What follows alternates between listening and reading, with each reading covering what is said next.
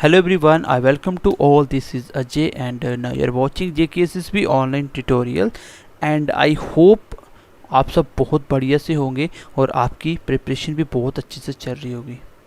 So today our lecture is communicable and non communicable diseases. So इसमें जो सबसे बड़ी प्रॉब्लम है that is कि पढ़ना क्या है. इसमें आपको पता है कि बीमारियां तो लाखों हैं, कौन कौन सी बीमारियां पढ़ोगे.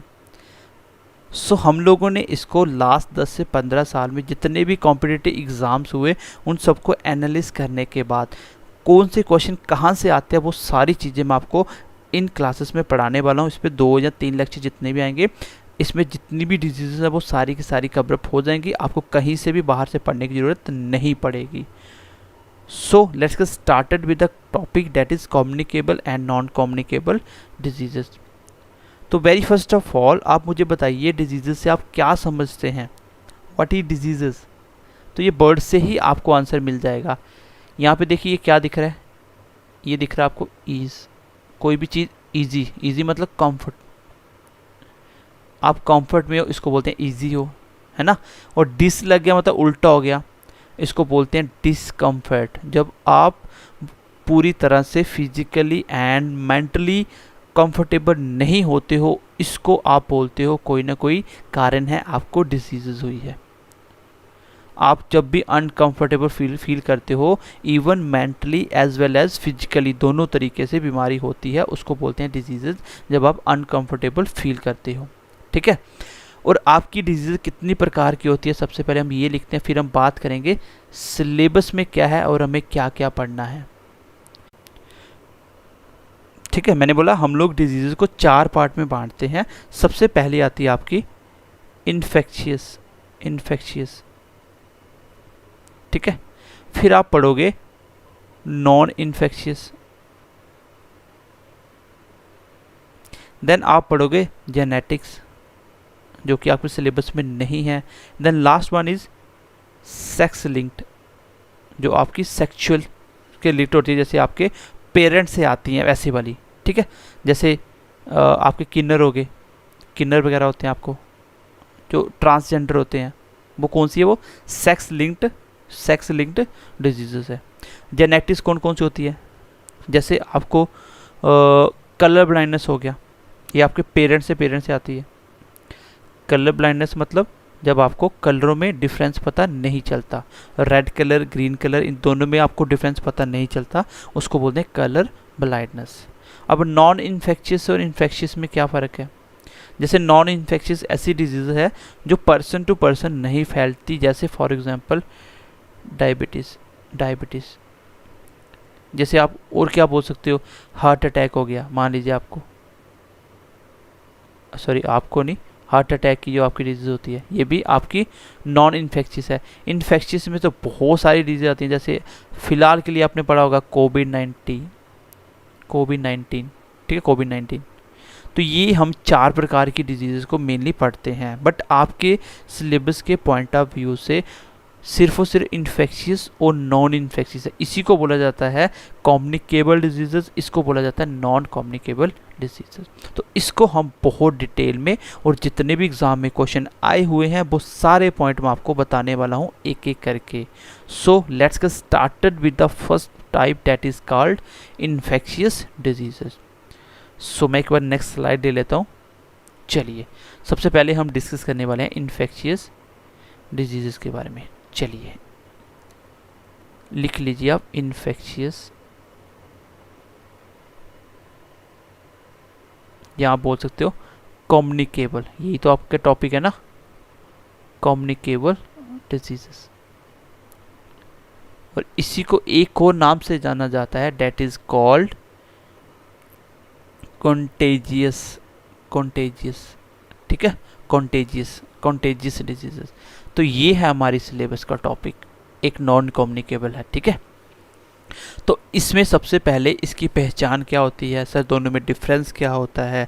तो चलिए हम एक एक करके पॉइंट पढ़ते हैं कि इसकी पहचान क्या होती है. हम इसको बोल सकते हैं ये क्या होता है, ये स्प्रेडेबल होते हैं, मतलब फैल सकते हैं फ्रॉम वन पर्सन टू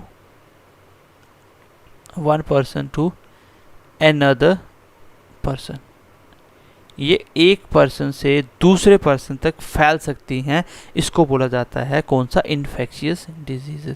अब आपके मन में ये सवाल उठ गया होगा, सर जेनेटिक तो भी तो ऐसी होती हैं, वो भी तो हमारे पेरेंट्स से हमें मिल जाता है, जैसे कलर ब्लाइंडनेस में बताया कि ये पेरेंट से पेरेंट चलती है, वो भी तो, इसमें फिर फ़र्क क्या है? तो इसमें जो मेन फ़र्क है वो क्या है, ये लिख लीजिए, इसमें जो मेन डिफरेंस है वो क्या है, जो इन्फेक्शियस है वो डिजीजेस है जिसका कॉज क्या बनता है, जिसका कारण बनता है micro organism. Micro organism main cause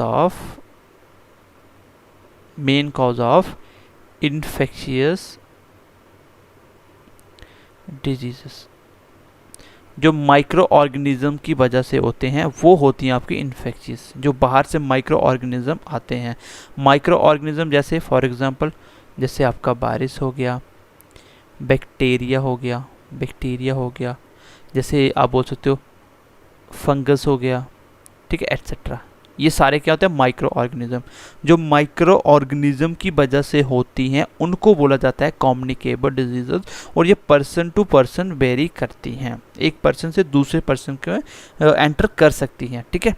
और जितने भी और माइक्रो ऑर्गेनिज्म होते हैं इसको क्या बोला जाता है, इसको बोला जाता है गाइस, इसको बोला जाता है पैथोजेंस। क्या बोला जाता है, पैथोजेंस, क्योंकि ये क्वेश्चन एग्जाम में पूछा गया है कि पैथोजेंस किसको बोला जाता है, तो आप बोलोगे जितने भी माइक्रो ऑर्गेनिज्म है इसी को क्या बोला जाता है, ऑल्सो कॉल्ड पैथोजेंस। और पैथोजेंस में आपने पढ़ा कि जितने भी पैथोजन से होने वाली डिजीजेज है वो कैसी होती है, वो कम्युनिकेबल डिजीजेज होती हैं। पैथोजन से होने वाली डिजीज कैसी होती हैं, कम्युनिकेबल डिजीजेज होती हैं। और पैथोजन में आप क्या क्या पढ़ने वाले देखो, एक तो आप वायरस से होने वाली डिजीजेस पढ़ेंगे, फिर मैं बताऊंगा क्वेश्चन यहाँ से कैसे आता है। एक आप बैक्टीरिया से होने वाली डिजीजेस पढ़ोगे, एक आप पढ़ोगे प्रोटोजोआ से होने वाली डिजीजेस, एंड देन एक आप पढ़ोगे फंगस से होने वाली डिजीज, जैसे रिंग बॉम, दाग वगैरह हो जाता है ना, सर्कल वाला रिंग बॉम, ठीक है। जैसे प्रोटोजोआ से क्या होता है आपका, मलेरिया होता है, ठीक है। तो ऐसे हम लोग एक एक करके हर एक बीमारी के बारे में पढ़ेंगे, जो भी इसमें मेन बीमारियां आती हैं जिससे एग्जाम में बार बार क्वेश्चन पूछे जाते हैं। फ्रिक्वेंटली आए हुए क्वेश्चन भी मैं आपको बताता जाऊंगा कि ये क्वेश्चन एग्जाम में पूछा गया था, ठीक है। तो हम लोग सबसे पहले स्टार्ट करेंगे वायरस से। तो मैंने अभी तक क्या बताया कि आपकी डिजीजेस क्या होती हैं, जब आप अनकंफर्टेबल होते हो फिजिकली या मेंटली, उसी को बोला जाता है डिजीजेस। ये बेसिकली 4 प्रकार की होती हैं, infectious, non infectious, genetics and sex linked. फिर मैंने आपको इन्फेक्शियस से इन्फेक्शियस के लिए पढ़ाना स्टार्ट किया, इसी को कम्युनिकेबल डिजीजेस बोला जाता है, देन इसी को कॉन्टेजियस डिजीजेस भी बोला जाता है। इसकी पहचान ये होती है, ये स्प्रेडेबल होते हैं एक पर्सन से दूसरे पर्सन तक, और इसी को होने का जो मेन रीजन है इसका होने का, that is called microorganism. Microorganism is main cause of communicable diseases. अब सर माइक्रो ऑर्गेनिज्म क्या होते हैं, जितने भी वायरस, बैक्टीरिया, फंगस, जो भी प्रोटोजोआ वगैरह सारे क्या हैं, ये माइक्रो ऑर्गेनिज्म है, इसी को बोला जाता है पैथोजेंस। पैथोजन से होने वाली डिजीजेस को कम्युनिकेबल डिजीजेस कहा जाता है। और पैथोजन में कौन कौन आता है, वायरस आता है, बैक्टीरिया आता है, प्रोटोजोआ आता है एंड फंगस आता है। सो गाइस चलिए अब हम स्टार्ट करते हैं वायरस के साथ, ठीक है। अब हम स्टार्ट करेंगे वायरस के साथ। तो पहले हम वायरस के बारे में पढ़ेंगे, ठीक है, वायरस क्या होता है, इसकी क्या क्या पहचान होती है, फिर हम उसके होने वाली डिजीजेस के बारे में पढ़ेंगे, ठीक है। सबसे पहले वायरस को पता क्या बोला जाता है, इसको बोला जाता है सबसे ज़्यादा वायरस इन्फेक्शियस डिजीज फैलाने वाली होती है, जो मेन काज वो वायरस होता है। आप ऐसे बोल सकते हो, it is the most infectious pathogens. जो आपके पैथोजेंस में जो सबसे ज़्यादा इन्फेक्शियस या कम्युनिकेबल होता है वो क्या होता है, वायरस होता है। और आपको ही पता है कि जैसे आपका कोल्ड हो जाता है वो भी तो वायरस है, तो ये कितनी जल्दी स्प्रेड हो जाता है। तो मतलब कम्युनिकेबल डिजीजेस सबसे ज़्यादा फैलाने के लिए जो रिस्पॉन्सिबल है वो कौन है, डेट इज़ वायरस, ठीक है। और बोला जाता है कि आपका एक वायरस हमारी बॉडी में, जो एक वायरस, सिंपल एक वायरस हमारी बॉडी में कन्वर्ट हो सकता है कितने, कम से कम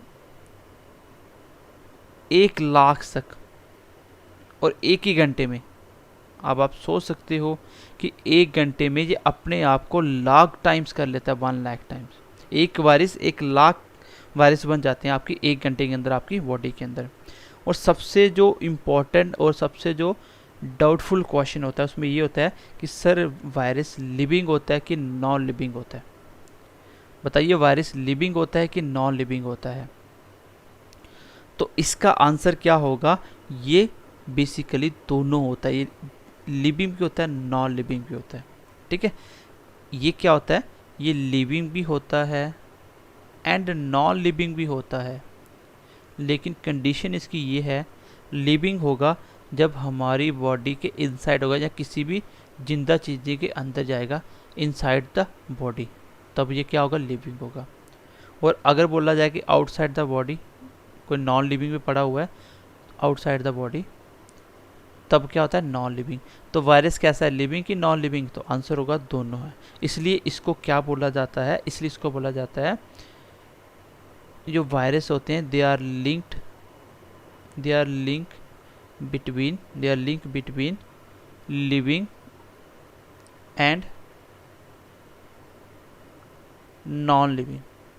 तो वायरस बेसिकली क्या होते हैं? जो लिविंग और नॉन लिविंग के बीच में लिंक करते हैं, क्योंकि अगर हमारी बॉडी में एंटर करेंगे तो ये लिविंग होंगे, बॉडी के आउटसाइड रहेंगे तो नॉन लिविंग होंगे। ठीक है, तो ये आई थिंक आपको बात क्लियर हो चुकी होगी। ठीक है, और वायरस होते क्या हैं? वायरस क्या होते हैं? ये कम्प्लीटली पैरासाइट होते हैं, ये कम्प्लीटली डिपेंड करते हैं हमारी बॉडी पे। ऐसे बाहर पड़े पड़े इसका कोई काम नहीं, कुछ नहीं कर सकते, लेकिन जैसे ही बॉडी में आएंगे तो ये क्या करते हैं? हमारे ऊपर पूरी तरह डिपेंड करते हैं। तो इसको बोला जाएगा, ये क्वेश्चन भी एग्जाम में आता है, वायरस आर कंप्लीट पैरासाइट। तो पैरासाइट क्या होता है? किसी के ऊपर डिपेंडेंट। तो ये पूरा हमारी बॉडी के ऊपर डिपेंड होता है, अदरवाइज ये क्या है? बिल्कुल नॉन लिविंग, इसका कोई काम नहीं होता। अब आपको पूछा जाए कि वायरस किसने डिस्कवर किया था? और आप मुझे डिस्कवरी और इन्वेंशन में डिफरेंस मुझे एक बार कमेंट सेशन में बताओगे कि बताना कि डिस्कवर में क्या फ़र्क होता है। तो जो वायरस डिस्कवर किया गया था वो किसके द्वारा किया गया था? वो लिख लो, वो किसके द्वारा किया था? इवानोस्की। ठीक है, इवानोस्की। ठीक है, इवानोस्की। तो ये है आपका साइंटिस्ट जिसने आपका वायरस डिस्कवर किया था। किसने किया था? इवानोस्की। ठीक है, इसने ये वायरस डिस्कवर किया था। तो ये याद रखना, एग्जाम में क्वेश्चन ये भी आया हुआ है। वायरस कैसा होता है? ये कम्प्लीटली पैरासाइट। क्यों होता है भाई? कॉमन है, लॉजिकली सोचो बात को, क्योंकि बाहर वायरस पड़ा रहेगा तो नॉन लिविंग है, ना तो आगे जाएगा ना पीछे जाएगा, एक ही जगह पड़ा रहेगा, इसका कोई काम ही नहीं है। जैसे ही ये जिंदा होता है, एक्टिव होता है, तो हमारी बॉडी के अंदर आने के बाद होता है। तो इनसाइड द बॉडी ये तब जाके एक्टिव होगा, लिविंग होगा। तो इसका मतलब ये पैरासाइट है, टोटली हमारी बॉडी के ऊपर डिपेंड करता है। अब एक क्वेश्चन एक ऐसा है जो एग्ज़ाम में पता नहीं कितनी बार पूछा गया है एग्ज़ाम में। ठीक है, क्वेश्चन देखो क्या है वो। क्वेश्चन ये है कि आपको बताना है बैक्टीरियोफेज क्या है। ये बैक्टीरियोफेज क्या है? ये क्वेश्चन आपका आईएएस के एग्ज़ाम में आया, एसएससी के एग्ज़ाम में आया, सीडीएस के एग्ज़ाम में आया, एक बार आपका जेकेएसएसबी के एग्ज़ाम मैंने देखा था, पुलिस का एग्ज़ाम था, उसमें आया ये क्वेश्चन। और बहुत सारे पेपर मैंने देखे हैं जिसमें ये क्वेश्चन आया हुआ है, क्योंकि इसमें बच्चे गलती करते हैं इसलिए क्वेश्चन आया है। बैक्टीरियोफेज क्या होता है? इसका आंसर है ये एक तरह का वायरस होता है। ये वायरस होता है आपका बैक्टीरियोफेज। बच्चे देखते हैं नाम लगा है बैक्टीरिया तो आंसर लगा देते हैं बैक्टीरिया। इतना एग्जामिनर पागल नहीं होता।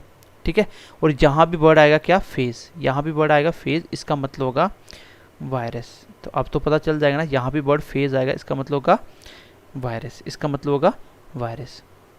अब आप नॉर्मल, एक मैं एक छोटी सी एग्जांपल देता हूँ आपकी नॉलेज के लिए। अगर आप घर का नॉर्मल वाटर है उसको वाटर में बंद करके रख दोगे एंड डेफिनेटली वो 8 से 10 दिन के बाद ख़राब हो जाएगा। राइट, होता है ऐसा। वो 8 से 10 दिन के बाद क्या होता है, ख़राब हो जाता है। लेकिन आप जब गंगा जल वगैरह रखते हो वो तो आपका 1-1 साल ख़राब नहीं होता है। बता सकते हो उसका रीज़न क्या है, क्यों ख़राब नहीं होता, what was the reason behind? चलिए इसका मैं आपको लॉजिक देता हूँ। जो नॉर्मल वाटर होता है, जो नॉर्मल वाटर होता है उसको नॉर्मली आप 1 मंथ तक, मान लीजिए 1 मंथ तक आपने एक बॉटल में रख दिया, ठीक है, एक बॉटल में रख दिया नॉर्मल वाटर। वो ख़राब क्यों हो जाता है, वो ख़राब क्यों हो जाता है? वो इसलिए ख़राब हो जाता है क्योंकि इसके अंदर होते हैं क्या, बैक्टीरियोफेज। क्या होते हैं, बैक्टीरियोफेज।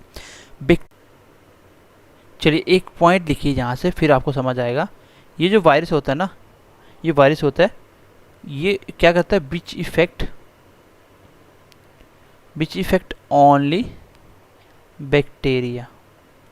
हालांकि ये होता वायरस है, ये सिर्फ और सिर्फ किस पे इफेक्ट करता है, ओनली वर्ड देख क्या लिखा हुआ है, बैक्टीरिया को इफेक्ट करता है। अब देखिए लॉजिक क्या होता है।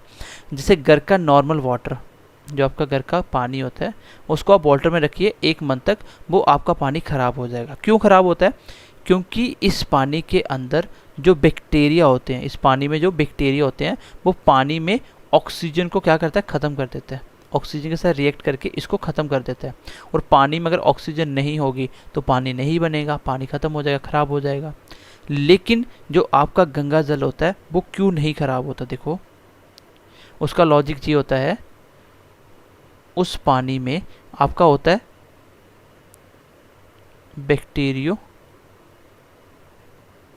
बैक्टीरियोफेज। अब इसके होने से क्या होता है, बैक्टीरियोफेज आपका वायरस है, और ये क्या करेगा, जो पानी के अंदर बैक्टीरिया होते हैं, जो आपका गंगा जल होता है उसमें जो बैक्टीरिया थे पानी के, इसने इसको ख़त्म कर दिया, क्योंकि इसी पे इफेक्ट करता ना। जब ये ख़त्म हो गए और पानी में ऑक्सीजन पे कोई फ़र्क नहीं पड़ा, ऑक्सीजन रहा पानी में, इसलिए आपका पानी ज़्यादा समय तक ख़राब नहीं होता, क्योंकि इसमें ऑक्सीजन ख़त्म नहीं हो रहा। जो आपका बैक्टीरिया होते हैं वो बैक्टीरियोफेज जो होता है वायरस, वो इस बैक्टीरिया को ख़त्म कर देता है, इसलिए पानी लंबा चलता है। यहाँ भी वर्ड फेज आएगा, इसका मतलब वायरस की बात हो रही है। आपको मैं बोलूँ, मुझे बताइए फाइटोफेज क्या है ये, तो आंसर होगा सर ये भी एक वायरस है, और जो कि इफेक्ट करता है, विच इफेक्ट ओनली प्लांट। और आपको भी पता है प्लांट के लिए रूट वर्ड क्या होता है, फाइटो का मतलब प्लांट्स होता है और फेज का मतलब वायरस। ऐसा वायरस जो किसको इफेक्ट करे, प्लांट्स को। तो आंसर निकाल सकते थे, ठीक है, आंसर निकाल सकते थे। जैसे मैं आपको बोल दूं, बताइए होमोफेज क्या है। होमो का मतलब ह्यूमन और फेज का मतलब वायरस, जो किसको इफेक्ट करे, which effect only human, only human. जैसे एच आई वी वायरस, वो आपकी सिर्फ ह्यूमन में होता है ये, ठीक है। तो HIV के बारे में हम पढ़ेंगे, वायरस की रीज़न हम पढ़ेंगे। बाकी ये मैंने आपको मोटा मोटा एक रफली आइडिया दिया। बट आपको वायरस में क्वेश्चन पता क्या आता है, मोस्टली आपको क्वेश्चन आते हैं कि ये वाला वायरस, नाम दे देगा ये वाला वायरस, मुझे बताइए कौन से आपके बॉडी ऑर्गन को इफ़ेक्ट करेगा। मतलब वायरस आपको बता देगा, बोलेगा आपके कौन से बॉडी पार्ट को ये इफेक्ट करता है, ब्रेन पे, हार्ट पे, ये वायरस किस पे अटैक करता है, ठीक है। जैसे कोरोना वायरस किस पे अटैक करता था, आपके रेस्पिरेटरी सिस्टम पे, पता भी आपको लंग्स को डैमेज करता था, ठीक है। और इससे होने डिजीज़ जो इससे होती हैं उसका कॉज क्या है, ये बार डिजीज़ होने का कॉज क्या है। 2 क्वेश्चन पूछता है कि ये कौन से आर्गन को इफेक्ट करेगा और इस बीमारी के होने वाला कॉज क्या है, ठीक है। ये 2 क्वेश्चन यहाँ से पूछे जाते हैं, यही मेन यहाँ पे ये होता है। लेकिन कॉज जो होता है ना, मेन कारण किससे होता है, जो नाम पूछेगा वो बैक्टीरिया में होगा। लेकिन वायरस में जो ज़्यादातर क्वेश्चन आते हैं वो पूछता है कौन से आर्गन को इफेक्ट करता है, ठीक है। तो आई होप थोड़ा सा आइडिया मिला होगा होने वाली बीमारी। पहले हम वायरस के बारे में पढ़ेंगे। देखो हम पढ़ेंगे एग्ज़ाम के पॉइंट ऑफ व्यू से, और ये एक ऐसा चैप्टर है, यहाँ से अगर मैं वायरस की बात करूँ तो कम से कम इस वायरस चैप्टर से ही आपकी हज़ारों बीमारियाँ होंगी। तो 1000 बीमारी तो पढ़ नहीं सकते हम, तो हमें पढ़ना सिर्फ इम्पॉर्टेंट, और वो भी जो क्वेश्चन एग्जाम में पूछे गए हैं और जो पूछे जा सकते हैं वो सारी चीज़ें इंपॉर्टेंट पढ़ेंगे। चलिए वायरस में आपको क्वेश्चन जो पूछा जाता है वो ये होता है, एक तो जो भी आपकी डिजीज़ होती है वो कौन से बॉडी पार्ट को, कौन से बॉडी ऑर्गन को इफ़ेक्ट करती है, एक तो आपको ये चीज़ याद रखनी इसमें। दूसरी चीज़, बीमारी वो किससे होती है, और मेन इसमें आपको वायरस के नाम याद नहीं रखने हैं, एक दो क्वेश्चन को छोड़ के कौन से वायरस से वो होती है वो याद नहीं रखने, आपको सिर्फ रखनी है कि ये बीमारी किस बॉडी ऑर्गन को इफेक्ट करेगी। ये केस बता रहा हूँ वायरस का। बैक्टीरिया में आपको बैक्टीरिया के नाम याद रखने पड़ेंगे। तो इसमें जो क्वेश्चन पूछा जाता है वो ये होता है कि इससे आपकी बॉडी का कौन सा पार्ट इफेक्ट होता है, कौन सा ऑर्गन है आपकी बॉडी का जो इफेक्ट होता है। ठीक है, तो दूसरी चीज़ और तीसरा हमें कुछ इसके वायरस वगैरह नहीं पढ़ना, दो ही चीज़ें पढ़नी है, एक ऑर्गन कौन सा इफेक्ट होता है, दूसरा होने वाली बीमारी के नाम। तो सबसे पहले नंबर पे लिख लेते हैं हम लोग, लिखते ये एक एक। सबसे पहले लिख लीजिए रेबीज, आपका रेबीज। तो ये वायरस कहाँ मिलता है, ये कैसे होता है, ये बेसिकली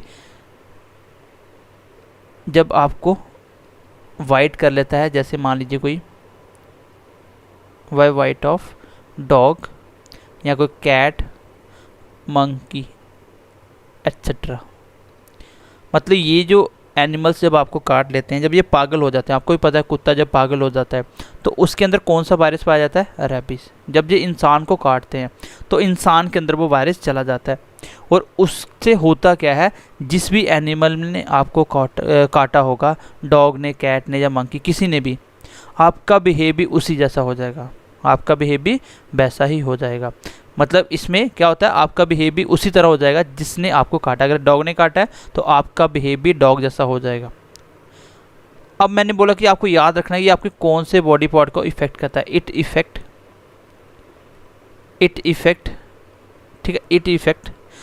आपको पता है कि आपका बिहेव चेंज हो जाएगा, तो सबका कंट्रोल किसके पास होता है, किसके पास होता है, तो ये हमारे ब्रेन को इफेक्ट करेगा एंड नर्वस सिस्टम को। इस डिजीज में क्या होता है, रेबीज में आपके बॉडी का कौन सा पार्ट डैमेज होता है, कौन से पार्ट को इफेक्ट करता है, ये ब्रेन को या आपके नर्वस सिस्टम, दोनों एक ही चीज़ है। ठीक है, नर्वस सिस्टम से ही आपका ब्रेन बनता है। तो ब्रेन और नर्वस सिस्टम जो भी आपके होते हैं, इन सबको क्या करता है, ये इफेक्ट पहुंचाता है जब आपका रेबीज वायरस आपकी बॉडी में एंटर करता है। ठीक है, इसी बीमारी से आपको पता होगा, जब कोई पागल कुत्ता काट लेता है या कुत्ता जब पागल हो जाता है, वो पानी से डरता है। वो क्या होता है, वो पानी से डरता है, पानी के पास नहीं जाएगा। अगर किसी इंसान को काट ले, वो इंसान को भी पानी से डर लगेगा। और उस बीमारी को बोला जाता है हाइड्रोफोबिया। क्या बोला जाता है, हाइड्रोफोबिया। फोबिया का मतलब होता है डर, फोबिया का मतलब होता है डर। और हाइड्रो का मतलब क्या आता है, जहाँ पे पानी आएगा। हाइड्रो का मतलब जहाँ पानी आएगा, फोबिया मतलब डर। तो पानी से डरने वाली बीमारी, ये किसकी वजह से होती है, ये आपकी वायरस से वजह से होती है। इसी बीमारी का नाम होता है रेबीज। क्या होता है, रेबीज। और इसी को बोला जाता है हाइड्रोफोबिया। ये था आपकी पहली होने वाली डिजीज़ जो कि वायरस से होती है। आपको याद रखना है कि रेबीज किससे होती है, सर ये वायरस से होती है। किससे होती है, वायरस से होती है। और ये हमारी बॉडी के कौन से ऑर्गन को इफ़ेक्ट करती है, तो आंसर होगा ब्रेन और नर्वस सिस्टम को। इसी बीमारी का दूसरा नाम क्या होता है, हाइड्रोफोबिया। चलिए, आई होप आपको पहली बीमारी समझ आ गई होगी कि ये किससे होने वाली है। आपको याद रखना है कि कौन सा पार्ट इफेक्ट होता है और इस बीमारी का होने की रीज़न क्या है। तो ये होता है आपका वायरस, इसका रीज़न होता है। मैंने वायरस नहीं लिखवाया इसका। चलिए, दूसरे नंबर पे लिख लीजिए डेंगू। डेंगू के बारे में सबने सुना होगा, अच्छा खासा इसका कहर हुआ था जब ये आया था। चलिए, डेंगू क्या होता है, बेसिकली डेंगू होने से जब होता है तो आपको क्या होता है, आपको फीवर वगैरह आते हैं, बुखार वगैरह होता है ना, आपको भी पता होगा। तो बेसिकली ये सबसे पहले मैं इसको बताता हूँ ये कैसे हमारी बॉडी को इफेक्ट करता है। जब डेंगू नया नया आया था तो पता नहीं था ये किस वायरस से हो रहा है। उसका जब डिटेक्ट, जैसे अभी कोरोना वायरस का पूरा डिटेक्ट नहीं पता, तब तक वैक्सीन नहीं बनेगी। तो ये जब आया था तब लोगों को नहीं पता था कि ये डेंगू क्या चीज़ है। उसके बाद इस बीमारी में होता क्या था कि आपका ये क्या करता है, इट इफेक्ट किस पे करता है, it effect on blood platelets को। किसको, ब्लड प्लेटलेट्स को। ब्लड प्लेटलेट्स का दूसरा नाम होता है थ्रोम्बोसाइट। थ्रोम्बोसाइट, साइट का मतलब क्या होता है, साइट का मतलब होता है सेल, और थ्रोम्बो मतलब ब्लड प्लेटलेट्स। ठीक है, तो ब्लड प्लेटलेट्स का ही दूसरा नाम होता है थ्रोम्बोसाइट। ये क्या होता है, ये आपके ब्लड का पार्ट होता है, आपके ब्लड का पार्ट होता है। आपके ब्लड में आता है एक प्लाज्मा आता है, एक आते हैं ब्लड कॉप्सल्स, एक आते हैं ब्लड कॉप्सल्स। इसके अंदर आता है आपके तीन पार्ट, एक आरबीसी इसको बोलते हो जिसका नाम होता है एरिथ्रोसाइट, एक होता है डब्ल्यूबीसी जिसको बोलते हो ल्यूकोसाइट, एक होता है थ्रोम्बोसाइट। जिसको बोलते हो ब्लड प्लेटलेट्स। तो ब्लड प्लेटलेट्स हमारी बॉडी में क्या काम करते हैं, ये हमारी बॉडी में काम क्या करते हैं, ये ब्लड क्लॉट का काम करते हैं, ये ब्लड क्लॉटिंग का काम करते हैं। ब्लड क्लॉटिंग क्या होता है, ब्लड क्लॉटिंग, क्लॉटिंग क्या होता है, थक्का जमना। तो ब्लड का जमना क्या कहलाता है, ब्लड क्लॉटिंग। और ये भी ब्लड प्लेटलेट्स हमारी बॉडी में खून को जमने के लिए हेल्प करते हैं। अगर खून हमारा गाढ़ा नहीं होगा, खून की डेंसिटी नहीं बढ़ेगी, तो खून बिल्कुल पतला हो जाएगा। और अगर ज़्यादा पतला हो गया तो आपके नाक में, मुंह में से, आंखों में से खून ब्लीडिंग स्टार्ट हो जाएगी। जब ब्लीडिंग स्टार्ट हो जाएगी तो ऑटोमेटिकली आदमी की डेथ हो जाती है। इसमें यही होता था, जब डेंगू आया था लोगों को लगा ये फीवर है और लोग वही पैरासीटामोल 2-3 दिन में खाते रहे। लेकिन जैसे इसने क्या किया, आपके ब्लड प्लेटलेट्स कम कर दिए ब्लड, तो खून पतला होना स्टार्ट हो गया एकदम से। जब खून पतला हो गया फिर आदमी से उठा भी नहीं जाता है। और जब एक बार ज़्यादा पतला हो गया तो ब्लीडिंग स्टार्ट होगी तो आदमी की डेथ हो जाती है। इसलिए जहाँ पे ज़्यादा डेथ हुई थी, लोगों को खून की उल्टी आ रही थी जब ये हुआ था, ठीक है, किसी के नाक में से खून आ रहा था, तो बेसिकली खून पतला हो जाता है। तो ब्लड प्लेटलेट्स क्या काम करता है, खून को जमाने का काम करता है। अब आपको लगेगा सर खून का जमना तो हार्ट अटैक का कारण बनता है, लेकिन बॉडी के अंदर खून को जमने को नहीं देता है। जो एंटी क्लॉटिंग होता है, एंटी क्लॉटिंग एजेंट होता है, वो कौन होता है, वो था आपका हिपैरिन। मैंने बताया था ना आपको, जब मैंने आपको न्यूट्रिशन पढ़ाया था तब मैंने बताया था हिपैरिन क्या काम करता है, आपकी बॉडी में खून को जमने नहीं देता। मतलब ये जमने नहीं देता, ये जमाता है खून को, दोनों को मिलके बैलेंस रखते हैं बॉडी को। अगर खून की क्लॉटिंग नहीं होगी तो क्या होगा, खून, अगर आपकी इंजरी होगी तो बाहर आपकी इंजरी पे खून में क्लॉटिंग नहीं हो तो ब्लड चलता रहेगा, ठीक है। चलिए मैंने आपको एक्स्ट्रा चीज़ काफ़ी एक्सप्लेन में बता दी। तो ये किस पे इफेक्ट करता है, ब्लड क्लॉटिंग, ब्लड प्लेटलेट्स पे इफेक्ट करता है, जिससे खून पतला हो जाता है। अब इसके बाद ये होता क्या है, इसका रीज़न क्या है, ये क्वेश्चन एग्जाम में पूछा जाता है। एक बार मैं नेक्स्ट स्लाइड लेता हूँ। देखो इसके होने का रीज़न क्या होता है, ये होता कैसे है, ये वायरस को स्प्रेड कौन करता है, जो वायरस का स्प्रेड होता है, वायरस जो हमारे स्प्रेड होता है एक से दूसरे के पास, ये कैसे होता है, ये बेसिकली एक आपका मॉस्किटो होता है जिसका नाम है एडिस मॉस्किटो। तो ये एक आपका मच्छर होता है जो इस वायरस को लेके उठता है, इस वायरस को वो लेके उठता है। जब ये इस वायरस को लेके उठता है तो क्या करता है, जब आपको ये काटता है तो आपकी बॉडी में इंजेक्ट कर देता है आपका वो वाला वायरस, और वो वायरस आपकी बॉडी में आते ही आपको क्या कर देगा, डेंगू आ जाएगा। उससे क्या हो जाएगा, डेंगू हो जाएगा। बेसिकली इसकी एक खासियत ये होती है, खासियत क्या ही बोले, ये 1 मीटर से ज़्यादा नहीं उड़ सकता, 1 मीटर से अबव ये नहीं उड़ सकता, ठीक है, 1 मीटर तक हाइट में ये उड़ता है। और इसका जो बॉडी स्ट्रक्चर होता है, इट्स बॉडी स्ट्रक्चर, क्योंकि एग्जाम में क्वेश्चन पूछे इसलिए मैं आपको एक्सप्लेन कर रही चीज़ें। लाइक अ टाइगर, इसका जो बॉडी का स्ट्रक्चर होता है, ठीक है, यूट्यूब पे सर्च करके देखना एडिस मॉस्किटो, उसका स्ट्रक्चर होगा वो कैसा होगा, टाइगर की तरह होता है, उसमें लाइनें बनी होती है पूरी टाइगर की तरह। इसलिए इस वायरस को एक नाम से और जाना जाता है, टाइगर मॉस्किटो। ये क्वेश्चन एग्जाम में आया हुआ है कि टाइगर मॉस्किटो से काटने से कौन सी बीमारी होती है, तो आंसर है आपका डेंगू, आंसर आपका डेंगू। तो एडिस, ज़्यादातर क्वेश्चन तो ये आया हुआ है, एडिस मॉस्किटो पूछेगा कि डेंगू वायरस को कौन लेके उठता है, तो कौन होता है वो, एडिस मॉस्किटो। मतलब इसको स्प्रेड कौन करता है, एडिस मॉस्किटो। ये 1 मीटर से ज़्यादा नहीं उड़ सकता, इसका स्ट्रक्चर टाइगर की तरह होता है, इसलिए इसको टाइगर मॉस्किटो भी बोला जाता है। एंड आई होप यहाँ तक आपको क्लियर हो गया होगा। अब हम थोड़ा सा आगे बढ़ते हैं नेक्स्ट पॉइंट की तरफ। नेक्स्ट इसी के साथ आप याद रखोगे, इसी के साथ साथ डेंगू का एक और भाई होता है, डेंगू का ब्रदर एक और होता है जिसको बोलते हैं चिकनगुनिया।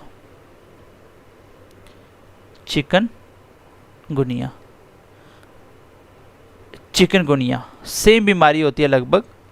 इसमें आपको एक ही बात याद रखनी है कि इसको फैलाने वाला भी कौन होता है, एडिस मॉस्किटो या टाइगर मॉस्किटो।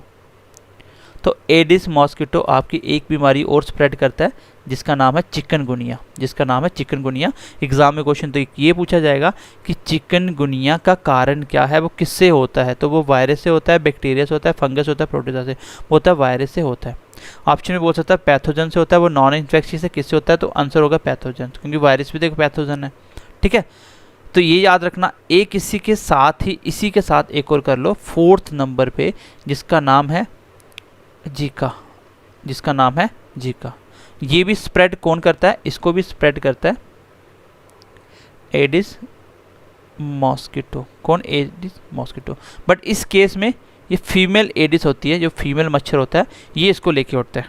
ठीक है, जीका जो वायरस होता है जीका, इसको कौन करवाता है, एडिस मॉस्किटो ही फैलाता है, स्प्रेड यही करता है। लेकिन कौन से वाला इसमें, फीमेल वाला। ये पॉइंट इसका याद रखना, फीमेल वाला। ठीक है, और इससे क्या होता है, ये जो प्रेग्नेंट लेडी होती है ना, प्रेग्नेंट लेडी, उसको ज़्यादा इफेक्ट करता है, उसको ज़्यादा इफेक्ट करता है।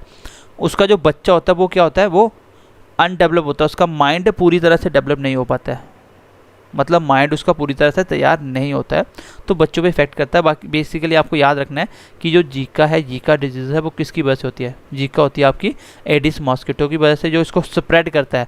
होने की वजह क्या है, वायरस। होने की वजह क्या है, वायरस। तो एक क्वेश्चन ये आता है कि वायरस की वजह से होता है। दूसरा क्वेश्चन क्या आता है कि इसको कौन फैलाता है।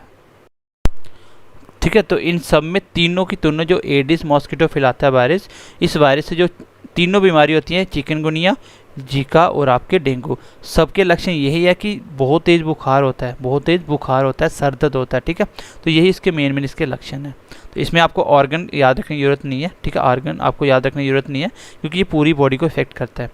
चलिए 5वें नंबर की तरफ बढ़ते हैं। एक बार मैं दोबारा से इसको बताता हूँ, क्योंकि इसको थोड़ा सा याद करना डिफिकल्ट क्यों होता है कि बच्चे पहली बार नाम सुनते हैं। फिलहाल तो ये आपने सुने ही होंगे। ठीक है, रेबिस क्या होता है सर, ये एक वायरस से होने वाली डिजीज़ है। ये कैसे होती है, जब कोई पागल डॉग, कैट या मंकी एटसेट्रा कोई भी आपको क्या करे, बाइट कर ले, उससे ये फैल जाता है। ये भी वायरस आपकी बॉडी में आता है तो आपको भी क्या होता है, इसमें एक डिजीज होती है, इसको बोलते हैं रेबिस। इसमें क्या होता है, आदमी का ब्रेन और नर्वस सिस्टम इफेक्ट होता है, जिससे आदमी भी वैसा ही बिहेव करता है जिसने उसको काटा है। इसी का दूसरा नाम होता है हाइड्रोफोबिया। फिर मैंने बताया डेंगू के बारे में, डेंगू को मैंने एक्सप्लेन किया, और मैंने जब आपको विटामिन के पढ़ाया था तब भी मैंने बताया था ब्लड क्लॉटिंग क्या होता है। ठीक है, उसके बाद हम बात करेंगे इसी से होने वाला दूसरा इसका भाई है, उसका नाम है चिकनगुनिया। ये भी एडिस मॉस्किटो से होता है, और जीका भी एडिस मॉस्किटो, लेकिन फीमेल वाला, उसमें मेल फीमेल दोनों, इसमें फीमेल वाला। ठीक है, चलिए एक और इसके बारे में लिख लीजिए, जीका के बारे में एक बात और लिख लीजिए, ये एक एसटीडी डिजीज़ है, एसटीडी। तो एसटीडी का मतलब होता है सेक्चुअली ट्रांसमिटेड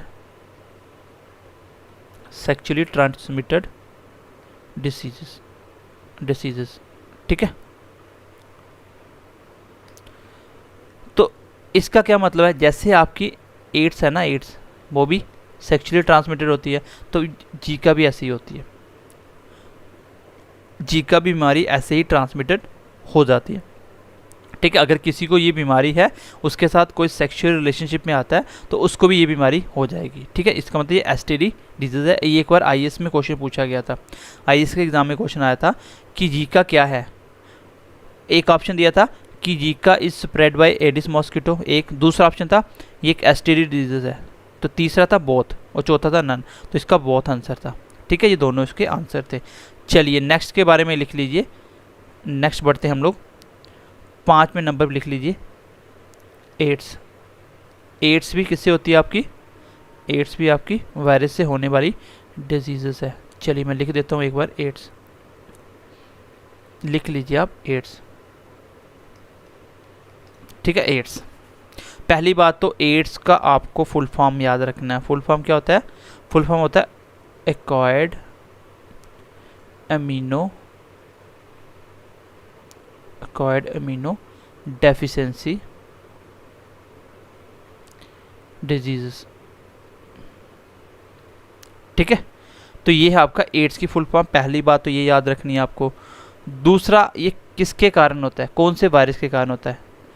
ये होती तो वायरस की डिजीज है, लेकिन कौन से, इसका ये भी याद रखना, ये HIV वायरस। ठीक है, जिसको बोला जाता है ह्यूमन इम्यून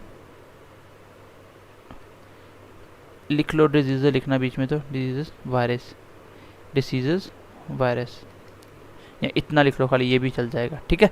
तो ये एक वायरस है, HIV एक वायरस है। HIV से ही आपकी एड्स होती है। HIV एड्स दोनों अलग अलग चीज़ें हैं, अभी आपको मैं बताने वाला हूँ, ठीक है। बेसिकली HIV में थोड़ा सा एक्सप्लेन कर देता हूँ ये होता क्या है, इसका इफेक्ट क्या होता है। देखो इफेक्ट किसको करता है, बहुत बार एग्जाम में क्वेश्चन आया हुआ है, इफेक्ट किसको करता है। ये आप सबको पता होगा कि HIV जब एड्स होता है, जिसको HIV एड्स, HIV से एड्स होता है, इसलिए जब HIV से जब एड्स होता है तो एड्स में आपको भी पता सबसे पहले क्या होता है, आदमी का इम्यून सिस्टम बहुत वीक हो जाता है।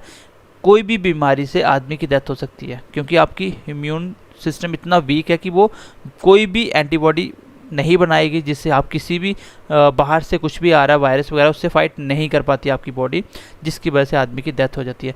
तो पहली बात तो ये इफेक्ट किसको करता है, इट इफेक्ट WBC किसको करता है, WBC। और WBC के अंदर किसको, लिम्फोसाइट, लिम्फोसाइट को, WBC के आगे सब पार्ट होते हैं लिम्फोसाइट को, और लिम्फोसाइट में किसको, T लिम्फोसाइट को। ये क्वेश्चन एग्जाम में पूछा हुआ है, क्योंकि इसकी काफ़ी ऐड वगैरह भी चलती थी HIV एड्स के ऊपर, ठीक है। तो ये थोड़ी बहुत आपको नॉलेज भी होगी। तो आपको पूछा जाएगा जो HIV वायरस होते हैं या एड्स में आपकी बॉडी का कौन सा ऑर्गन इफेक्ट होता है, तो आंसर होगा WBC। अच्छा, आपको पता होना चाहिए कि WBC क्या काम करते हैं हमारी बॉडी में, ये इन्फेक्शन से लड़ने का काम करते हैं। और आपको पता आपका इन्फेक्शन से लड़ने की क्षमता खत्म हो जाती है, इट मीन्स ये किसको, इसी को इफेक्ट कर देता है, WBC को। WBC के अंदर किसको, लिम्फोसाइट को, कौन से वाले को, T लिम्फोसाइट को, किसको, T लिम्फोसाइट को। और मैंने आपको बता दिया कि ये कैसी डिजीज़ है, एक STD है, ये भी आपकी सेक्सुअल ट्रांसमिटेड डिजीज़ है। और कैसे कैसे हो सकती है, और आपको हो सकता है ब्लड ट्रांसमिशन से, कोई इन्फेक्टेड पर्सन का ब्लड आपने दूसरे को दे दिया, ठीक है, उससे हो सकती है। और किससे हो सकती है, आपने मान लीजिए सेम इंजेक्शन यूज़ कर लिया, एक ही इंजेक्शन दोनों को लगा दिया इन्फेक्टेड, या बोल सकता है आपका कोई भी शेविंग ब्लेड यूज़ कर लिया आपने, किसी इन्फेक्टेड बंदे को वो ब्लेड लगा, कट लगा, और उसके ऊपर वो उसका ब्लड लग गया, और वही अगर आपको लगा आपकी बॉडी में वो अंदर चला गया कहीं से कट लग के, तो आप भी इन्फेक्टेड हो जाओगे। तो ये तो सबको पता है, तो टीवी में काफ़ी ऐड चलती थी। फिलहाल मैंने बताया कि HIV से होने वाली बीमारी वो है एड्स। HIV अभी तक ऐसे बोला जाता है कि ये सिर्फ ह्यूमन में पाया जाता है, ये सिर्फ ऐसे बोला जाता है, ठीक है। और इसका इफेक्ट किस पे होता है, ये सीधा सीधा आपके WBC पे अटैक करते हैं, WBC पे अटैक करते हैं, जिससे WBC काम यही होता है इन्फेक्शन से लड़ने का, और इन्फेक्शन से लड़ने का काम खत्म हो जाएगा, जिससे आपको HIV एड्स हो जाएगा, ठीक है। अब ये कैसा वायरस है ये भी आप देख लो, ये भी क्वेश्चन एग्जाम में आया हुआ है। जो HIV कैसा वायरस है, जो HIV है कैसा वायरस है, ये एक रीट्रो वायरस है। कैसा है, रीट्रो वायरस। अब रीट्रो वायरस क्या होता है, रीट्रो वायरस क्या होता है, रीट्रो वायरस की एक खासियत होती है, ये क्या होती है, जैसे आपका कोरोना वायरस है ना, वो भी एक रीट्रो वायरस है। ये क्या करता है, ये बेसिकली ये आपका टाइम टू टाइम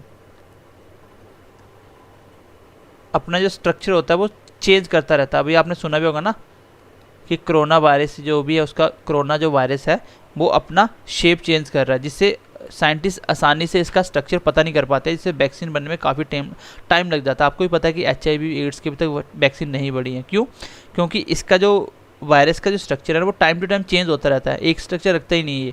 तो इसका मतलब कि इसको डिटेक्ट करना काफ़ी मुश्किल होता है, ठीक है। तो ये किससे बनता है, बेसिकली ये एक RNA वायरस है। कौन सा, ये RNA, ना कि DNA, ये RNA वायरस है। और कौन सा, रीट्रो वायरस। आपको इतना याद रखना है कि HIV कैसा वायरस है, एक रीट्रो वायरस है। रीट्रो वायरस क्या होता है, जो टाइम टू टाइम आपका स्ट्रक्चर चेंज करता रहता है। अच्छा, मैं आपको एक छोटी सी बात पूछता हूँ, मुझे बताइए कि HIV पॉजिटिव होना या एड्स होना दोनों एक ही चीज़ें हैं। HIV पॉजिटिव होना या एड्स होना क्या दोनों एक ही चीज़ें हैं? तो ये दोनों की दोनों डिफरेंट है। क्यों डिफरेंट है, देखो किसी की बॉडी में HIV चला गया, वायरस चला गया, तो अगर वो टेस्ट करोगे पॉजिटिव आया, तो HIV पॉजिटिव आया, इसका मतलब ये नहीं कि उसको एड्स हो गया, इसका मतलब ये नहीं कि उसको एड्स हो गया। जब ये वायरस 3-4 साल तक आपकी बॉडी में बैठा रहता है, तब बाद में जाके जब ये एक्टिव होता है, फिर जो आपके इम्यून सिस्टम को इफ़ेक्ट कर देता है, जिससे आप कोई भी बीमारी से नहीं लड़ पाते हो, उस कंडीशन को एड्स बोला गया है। उस कंडीशन को एड्स बोला गया है। तो दोनों एक बातें नहीं है, दोनों अलग अलग बातें हैं, ठीक है, दोनों अलग अलग बातें हैं। अब HIV को टेस्ट करने के लिए एक फेमस टेस्ट आता है, ठीक है, जो एड्स का टेस्ट होता है, एड्स का जो टेस्ट होता है उसको बोलते हैं एलिसा या एलिजा, ठीक है, एलिजा,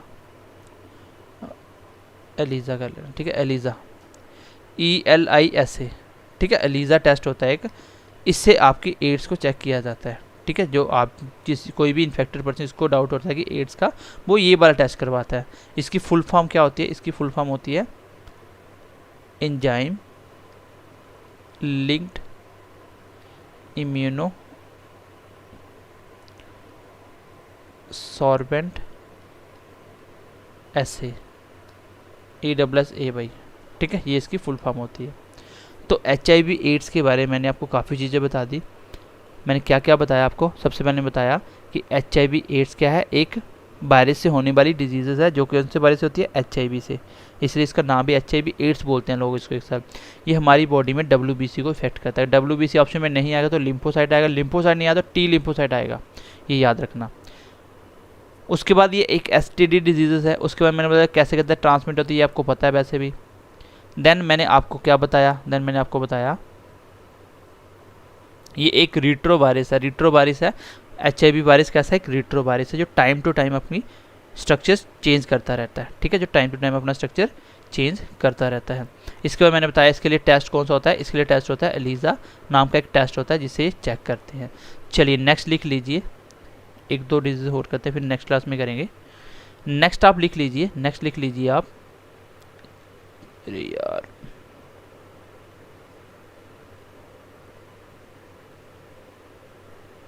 चलिए नेक्स्ट लिखिए आप 6 नंबर पे लिखिए स्मॉल पॉक्स। स्मॉल पॉक्स, अब स्मॉल पॉक्स से क्या होता है आपको पता है, जिसको आप बोलते हैं ना माता निकल गई, छोटी माता निकल गई। तो ये किससे होता है? ये एक वायरस से होने वाली बीमारी है, कॉज बाय वायरस। ये एक वायरस से होने वाली बीमारी है। इसके वायरस का नाम याद रखना, इसके वायरस का नाम याद रखना, जिसका नाम है वेरिएला योस्टर। वेरिएला योस्टर नाम का वायरस है, जिससे ये स्मॉल पॉक्स होता है। अब WHO ने बोला है, WHO ने क्या बोला है कि ये आपका वर्ल्ड में अभी एग्जिस्ट नहीं करती, ये वर्ल्ड एरेडिकेट हो चुकी है। वर्ल्ड एरेडिकेट मतलब ये जड़ से ख़त्म हो चुकी है दुनिया में। ये मानना है किसका? WHO का, ये मानना है WHO का। लेकिन क्या हकीकत में ये ख़त्म हो चुकी है पूरी?